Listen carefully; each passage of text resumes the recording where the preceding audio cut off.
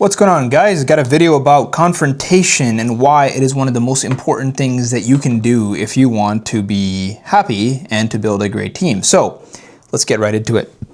The first reason you have to have confrontation, and what I mean by this is you get something at the shop you're working and somebody does something that you dislike. That's like least level of confrontation, right? You hear somebody talking about you ignore it and you let it eat you away and you don't want to address it. Or you were given a car that you didn't want to work on and you just didn't want to address it, and then you kept getting the same car. So that's a great example, and you don't say anything about it and you just hold it in and it eats you up. That's a very common example from my experience, especially with technicians. I'm not going to lie, I'm not going to call out just the techs, but usually this is an issue with technicians. There's an old joke in the industry that the better somebody is as a tech, the worse they get at communication. And I know that's not always true because we've got some badass technicians. Some of you guys are incredible techs and you're great communicators, but more often than not, it is true. And this video is really for you guys if you have issues with confrontation, and I want you here to be honest with yourself and to really take this in, because I promise you this is going to really move your needle more than the next car that you learn how to diagnose. So many technicians in this industry don't grow because they just don't ever learn how to communicate, because they're just told that you don't need to communicate. And they end up working for guys that know how to communicate, which is sad because they're way more talented. So I hope this video helps you.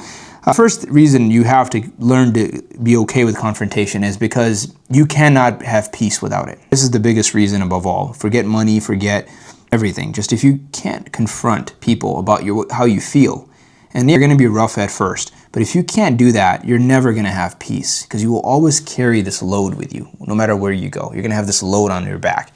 And man, I would just tell you to put that load down. It isn't yours to carry. That's the first thing. Just right out of the gate, you deserve better than that, and you need to stop carrying that damn load. So that's that. Second thing is it cleans the air. When you carry this load on your back, people see it, and you may think that you're doing a good job hiding it, but nobody does a good job hiding it, including me. Everybody can see the fact that you're carrying stuff. They don't know what it is. So you got to confront it, because it just clears the air for the people around you, and you don't want to be that black sheep. Oftentimes, guys that were carrying the load, and once they put it down, they're like, oh my gosh, how is that black sheep? Now I see. It clouds your judgment, right? Most of the time, this is the third thing, most of the time you're wrong.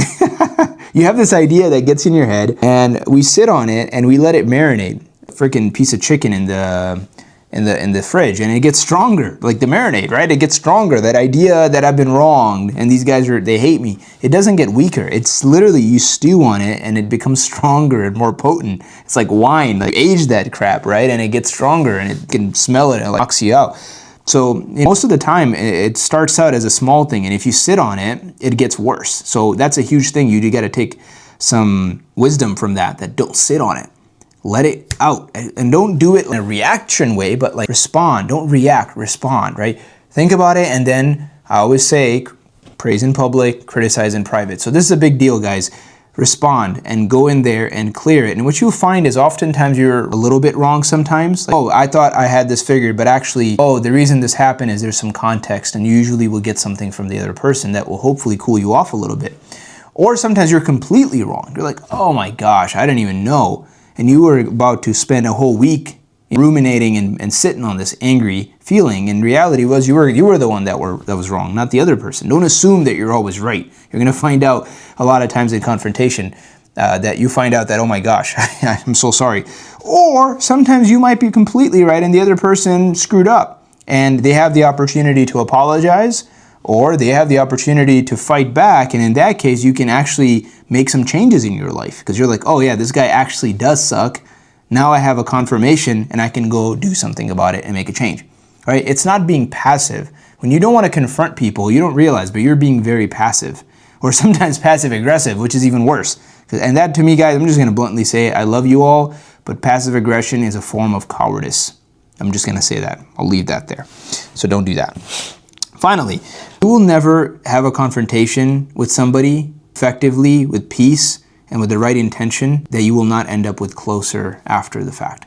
I promise you guys, every single person in this company and in my life that I've had a confrontation with, after the fact, them and I had a better relationship, because we understood each other now on a whole different level. And you can hopefully attest to that, and even in your life, that you made it a way bigger deal than it really was. And when you got through to the other side, you found out that that person is just like you. They have their fears, they have their discomfort with confrontation. Nobody likes confrontation, I promise you, not even me. But it is something that you realize about dealing with people, and when you confront them and you do it in a productive way, you don't come at them disrespect or name calling. You just sit down and, as man to man, woman to man, you sit down and say, we're two human beings. Both of us had issues, I'm sure, growing up. Both of us have had hard times in life. Both of us have hurt. One of my teachers told me, Zane, you can never assume anything about anybody except that they have hurt. And I promise you, if you go in with that idea, that the only thing I can assume about this person is they've been through some hurt in their life, you're going to come in with a little bit more respect and empathy, because you realize they're a person just like you. And even if they made a mistake and upset you, they probably had some issues in their life, and give them that benefit of the doubt. I promise you it'll make wonders for your life. And finally, this is the biggest part. You cannot build good culture without confrontation. Let me just repeat that. You cannot build good culture without confrontation. If you look at our culture from the outside, people are like, man, these guys are so tight, close. You don't understand, and ask the guys who've been here for 5 years or more, how much confrontation and friction we've had to go through, how much pain and suffering we've had to go through, how much discomfort and emotional conversations we've had to go through to build these bonds. They don't come easy. Nothing in life that's worth having comes easy. Remember that. And that's the same thing goes for building good culture, building good relationships. Just think of the people you have an incredible relationship, deep relationships with. You've been through a lot of confrontation. And if you're like, oh, I've had a great relationship with this person, I've never had a confrontation, you probably don't have a very deep relationship, or either that or they're a robot or an alien and they're not telling you, right? Because human beings have confrontation, and it's a wonderful thing. It's not comfortable, but it's wonderful. So guys, the big lesson here is that don't sit on things. Don't be passive about your problems. And especially to all my technician brothers and sisters, please, this is one thing that will hold you back big time. I've seen it for 18 years now, and I promise you that has been an ongoing thing with the best technicians. Usually the better you are, the worse you are, right? I'm just joking again, but there's some truth to all those things. And I encourage you and invite you to write down one person that you would have a difficult conversation with at the end of this video, and then make it a point to go out there tomorrow and just pull that person aside and have a 15-minute talk with them and see how that goes for you. I promise you. And by the way, the more personal you do it, the better. So in person is the best, phone call is the second. Never do confrontation on text messages. I promise you it does not work. And it's also, again, on this going towards the slide of cowardly. But I promise you this will change your life. It will change your relationships. It will change your culture, change your income, and it will change your impact that you have on people. I hope it helps. Good luck. I'm rooting for you. Take care.